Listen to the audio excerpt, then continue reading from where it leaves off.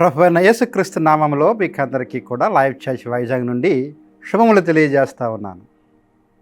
ఈ hope for today వాక్య సందేశాలు అనుదినము మిమ్మలను దేవునికి సమీపముగా తీసుకొచ్చే క్రమంలో చాలా ప్రోత్సాహకరంగా ఉంటాయని నమ్ముచు ప్రార్థనాపూర్వకంగా వాటిని మీ యొద్దకు పంపిస్తూ ఉన్నాం.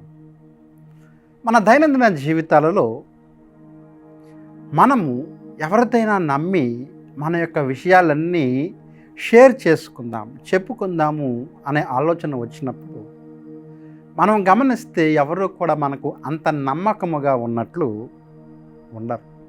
అందుకోసమే మనము ఇతరులతో చెప్పకుండా మనలోనే దాచుకున్న విషయాలు చాలా ఉంటాయి. వారు మనకి ఎంత సమీపస్తులైనప్పటికీ, తల్లిదండ్రులై కావచ్చు, చాలా క్లోజ్ ఫ్రెండ్స్ కావచ్చు, అన్నదమ్ములు కావచ్చు, చివరికి భార్యాభర్తల మధ్య కూడా చాలా విషయాలలో రహస్యాలు ఉంటాయి. ఎందుకోసం అంటే మనము నమ్మకము లేక అంతయు మన సంగతి చెప్పుకోలేని స్థితిలో ఉంటాం. అయితే పరిశుద్ధ గ్రంథంలో ఒక వ్యక్తి దేవునికి అంతా చెప్పినట్లుగా వాక్యం మనకి నేర్పిస్తూ ఉంది. న్యాయాధిపతుల గ్రంథము 11వ అధ్యాయము 11వ వచనములో ఉన్న చివరి మాటను చదువుతూ ఉన్నాను. న్యాయాధిపతుల గ్రంథము 11వ అధ్యాయము 11వ వచనంలో ఉన్న చివరి మాట. అప్పుడు యెఫ్తా మిస్పాలో యెహోవా సన్నిధిని తన సంగతి ఎంతయో వినిపించెను. ఇక్కడ మనం చూస్తూ ఉన్నాము ఒక వ్యక్తి గురించి. అతని పేరు యెఫ్తా. ఈ యెఫ్తా యొక్క వృత్తాంతము అంత క్షేమకరమైనదిగా కనిపించదు. అతను ఒక వేశ్య కుమారుడు, అలాగే అతడు అందరి చేత తృణీకరించబడిన వ్యక్తి. తన యొక్క విషయమంతా ఎవరితోనన్నా చెప్పుకుందాము అంటే బహుశా ఎవరు వినలేదేమో. ఇక్కడ వాక్యం చెబుతూ ఉంది, తన సంగతి అంతా కూడా ఎక్కడ చెప్పుకున్నాడు అంటే యెహోవా సన్నిధి. దేవుడు అంతా విని అతనికి విజయాన్ని ఇచ్చినట్లుగా మనము ఆ తదుపరి అధ్యాయాల్లో మనము చదవగలం. అవును ప్రియులారా, మన సంగతి అంతా ఎవరికి చెప్పుకోలేకపోతున్నామా? ఇంకా మనలోనే మనల్ని బాధించే విషయాలు ఉన్నాయా?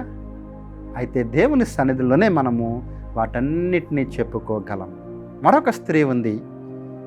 మార్కు సువార్త 5వ అధ్యాయం 33వ వచనాన్ని చూసినట్లయితే రక్తస్రావం కలిగిన స్త్రీ కూడా తన సంగతి అంతా ప్రభుతో చెప్పింది. ఏదో హృదయాంతరంగంలో కొన్ని విషయాలు దాచుకొని బాధపడుతూ ఉన్నారా? వాటిని ఎవరితో చెప్పుకోలేకపోతూ ఉన్నారా? వాక్యము మనకి ధైర్యం ఇస్తూ ఉంది. ఈ ఉదయకాలంన వాక్యం మనకి ధైర్యం ఇస్తూ ఉంది. ఈ సమయమున దేవుడు మనకు ఇస్తున్న గొప్ప వాగ్దానము, మనము ఆయనకు మన సంగతి చెప్పుకున్నట్లయితే ఆయన తప్పక ఆలకించి మనకు నెమ్మది దయచేసే దేవుడు. అట్టి కృప మనకు దయచేయనుగాక. ప్రార్థన. ప్రేమగల ప్రభువా, కృపగల తండ్రి, ఇద్దరు వ్యక్తుల ద్వారా మాతో మాట్లాడినందుకు వందనాలు. మా యొక్క సంగతి అంతా కూడా ప్రభు మనుషులకు చెప్పలేము, కానీ మీరు చెప్పితే వాటిని విని మాకు నెమ్మదినిస్తారని ఇచ్చిన వాగ్దానాన్ని బట్టి వందనాలు. మా ప్రియులందరినీ మీ చేతులకు అప్పగిస్తూ ఉండగా నాయన, వారంతయు వారి యొక్క సమస్యలు చెప్పుకుంటుండగా మీరు వాటిని విని వారికి నెమ్మదిస్తారని నమ్మచ్చు. యేసు నామములో ఈ ప్రార్థన అడిగి వేడుకుంటున్నాము తండ్రి. ఆమేన్.